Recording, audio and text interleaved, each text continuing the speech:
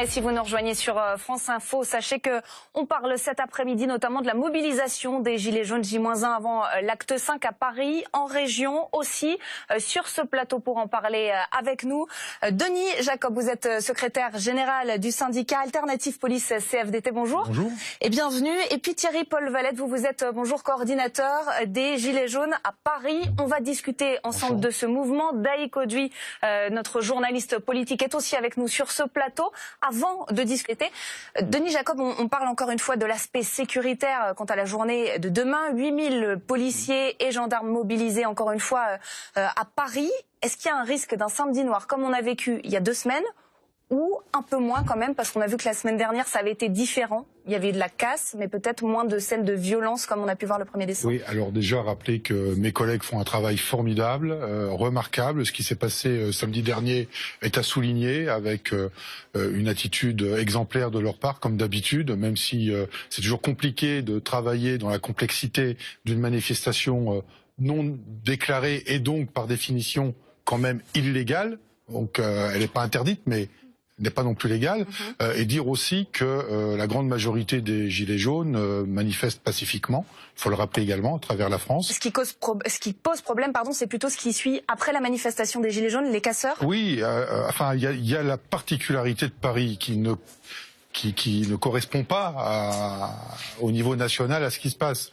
On a deux types de réactions. On a la réaction pacifique à travers le territoire, et puis on a cette minorité de personnes, je vais pas dire gilets jaunes, je veux dire de personnes qui sont à Paris parce que ça mélange un peu tout le monde et n'importe qui. Si vous parlez de Paris, on rappelle Bordeaux, Saint-Etienne la semaine dernière. Toulouse les gens aussi. ou Toulouse, les gens qui nous regardent et qui sont de ces villes, ils disent non. Oui, c'est vrai. Nous aussi, on est dedans. C'est vrai qu'on a toujours tendance à parler de Paris. La seule différence, c'est que sur Paris, il y a une forte concentration de maintien de l'ordre réalisée par des CRS et des gendarmes mobiles, alors qu'en province, on a une mixité entre les forces mobiles de sécurité du maintien de l'ordre et beaucoup d'effectifs de sécurité publique qui ne sont pas forcément équipés pour faire face, et ni formés d'ailleurs, pour faire face à des manifestations violentes. Donc c'est là aussi, il faut mettre en contradiction la façon dont on fait le maintien de l'ordre ici à Paris et la façon dont c'est fait en province. Et ça veut dire que du coup, en région, il y a un déséquilibre qu'il faudrait modifier. Ça veut dire qu'on n'a pas assez de moyens pour faire face à ces manifestations. Alors, les moyens, on en a, puisque globalement, ça a été géré au mieux que l'on pouvait, et on a minimisé les dommages collatéraux humains, puisque notre travail, avant tout, c'est d'assurer aussi la sécurité des manifestants et d'éviter d'avoir des blessés, voire pire, des morts. Alors effectivement, au détriment des biens matériels. Mais voilà, est-ce qu'un bien matériel vaut plus qu'une vie humaine? Donc notre travail, avant tout, c'est de faire en sorte qu'il n'y ait pas de dommages collatéraux. Et sur ce point, nos collègues ont quand même fait très bien leur travail. Sur ce qui va se passer demain à Paris, je dirais, c'est la grande inconnue. Donc on a prévu un dispositif au moins à hauteur du dispositif qui a été mis en place la semaine dernière, qui a fait ses preuves. Je rappelle que c'est un dispositif nouveau, parce qu'on était habitué à un maintien de l'ordre classique avec des rassemblements ou des manifestations prévues, déclarées, préparées, organisées en amont avec les autorités de la préfecture de police. On n'est pas du tout dans cette configuration-là. Et puis on a quand même quelque chose de très nouveau, c'est-à-dire tout un tas de mouvances d'ultra-gauche, d'ultra-droite, de casseurs, de jeunes de banlieue qui s'agglomèrent les uns aux autres, dont l'objectif commun est de casser, de piller, mais dont les motivations sont différentes. Et puis vous avez une partie de gilets jaunes qui, à la base, sont venus exprimer leur mécontentement et qui, par effet de groupe, se sont laissés entraîner par des casseurs professionnels qui, eux, sont aguerris, malheureusement, aux situations de maintien de l'ordre, qui arrivent à échapper aux forces de sécurité. Et ce sont ces gilets jaunes-là qui se sont fait interpeller et qu'on a retrouvés en nombre parmi les gardés à vue le 8 et le 1er décembre. Thierry-Paul Valette, je vous vois hocher. Denis Jacob. Mais je suis ravi de certains propos que vous venez de tenir, parce que vous êtes en train d'abonder dans le sens de ce que je disais précédemment. C'est que là où c'est organisé, préparé en amont avec les autorités, ça se passe bien. Et pourquoi ça se passe bien?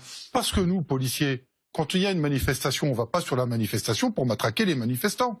On y va pour faire en sorte que ça se passe dans des conditions de sécurité optimales pour que les gens qui manifestent puissent exprimer tranquillement leurs revendications. C'est ça notre travail. Après, quand on a des gens qui viennent à notre contact pour nous provoquer et pour essayer de franchir une zone de sécurité qui a été mise en place, notre rôle, c'est de les repousser. Et on va y revenir dans quel faux.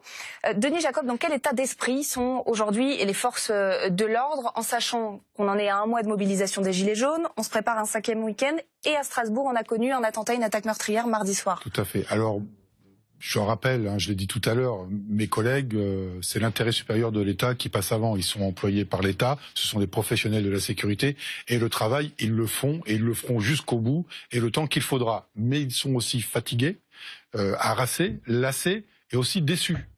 Déçus de ce qui n'a pas été dit lors du discours d'Emmanuel Macron dimanche soir. J'ai d'ailleurs dans la foulée fait un courrier aux parlementaires, ainsi qu'à Emmanuel Macron, à Édouard Philippe et à Christophe Castaner, sur l'état du moral des policiers. La colère gronde à nouveau. Moi, j'ai pu voir sur les réseaux sociaux beaucoup d'échanges de collègues qui se disent complètement oubliés par les annonces gouvernementales et présidentielles. Ça vaut aussi pour les fonctionnaires d'une manière générale. Mais nous, on nous dit qu'on travaille bien, qu'on est formidable. C'est vrai, c'est bien. On est applaudi. C'est super. Ça montre le travail remarquable qui est fait. Mais derrière, il n'y a aucune reconnaissance concrète. Vous voudriez qu'au moins la prime exceptionnelle soit versée également aux fonctionnaires ? Non, la prime exceptionnelle, c'est uniquement un acte sur le moment, mais ça ne règle pas le problème de fond, le malaise de fond chez les policiers. 2 exemples très rapidement pour que les téléspectateurs comprennent. Plus de 22 millions d'heures supplémentaires qui ne sont pas restituées aux agents depuis plus de 20 ans. Une heure de nuit payée à 97 centimes. Donc, quand on met en opposition policiers et gilets jaunes, je dirais non, on est aussi des citoyens et on est aussi concernés par le pouvoir d'achat. Après, on est policiers, on est gendarmes et on fait notre travail avec le sens républicain. Donc, j'ai saisi les parlementaires. Il y en a déjà une dizaine qui ont pris rendez-vous avec moi pour que je puisse les rencontrer. Je ne désespère pas qu'ils se saisissent de ce dossier parce qu'il y a des réponses, on a des propositions et il y a des réponses concrètes qui peuvent être apportées très rapidement sans impacter immédiatement le budget de l'État.